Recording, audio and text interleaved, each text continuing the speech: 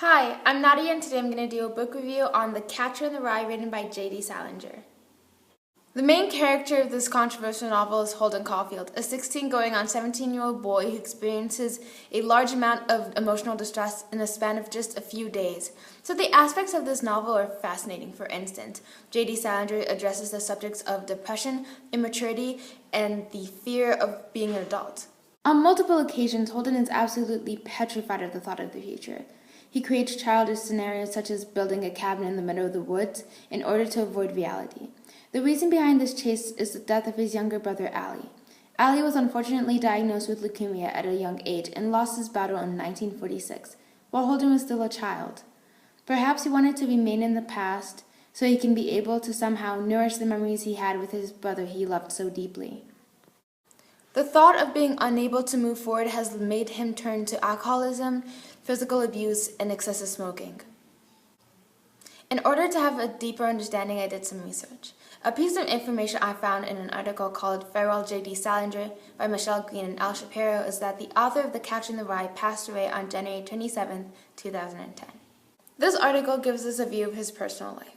It reads, "He rose at 5 a.m. most days and wrote for 2 hours in a room furnished with a seat from an old army jeep."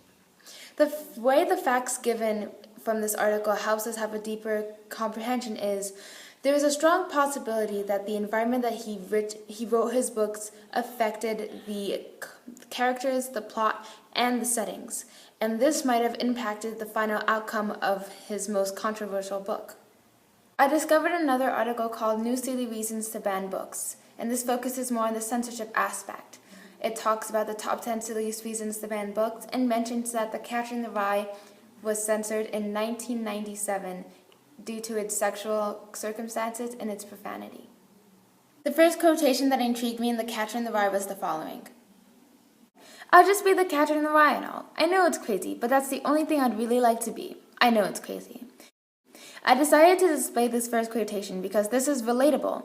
Although Holden might claim that wanting to be someone's catcher is crazy, it really isn't. It is understandable to want to be supportive towards anyone when you have experienced solitude and melancholy. Certain people would want to feel needed in order to have a purpose. The second quotation I considered as an attention grabber was, "But what I mean is lots of the time you don't know what interests you most, so you start talking about something that doesn't interest you most." I believe this is another statement that J.D. Salinger's audience can relate to. This can make one of his readers realize that perhaps that what they're currently doing is not what they want to become. It makes the audience reflect on the factors that affect their purpose. I really enjoyed analyzing J.D. Salinger's work because he discusses the topics of alcoholism and being sorrowful. The fact that he had the courage to create a novel that somewhat tackles taboo subjects is impressive, since even mentioning something such as mental instability during his time was looked down upon. Although I wouldn't recommend this book to anyone under the age of 14, I believe that this thought-provoking novel should be anything but censored from the curriculum. I would describe Salinger's work as relatable because anyone who is suffering from depression or has academic difficulties or has just lost a loved one can read this book and realize that they're not the only one who has to endure such agony. This first-person narrative novel can be the catcher to some of his readers. Yes, it does discuss intercourse and uses derogatory terms, but some people aren't offended by this and can even use this for debatable purposes. There are role models in this spectacular novel. For instance, Jane Gallagher and Holden's younger sister Phoebe.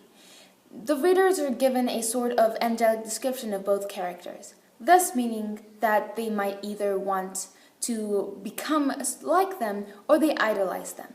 If this is the case, then there would be more people who are warm-hearted and academic. Speaking of the females in this novel, Holden gives wonderful advice on how to treat a girl who has some sort of significance to your life. Readers can perceive this on how they want to treat people they care about, meaning that the world might be a slightly better place. On that note, here is my works cited. Thank you for watching, and I'll see you next time.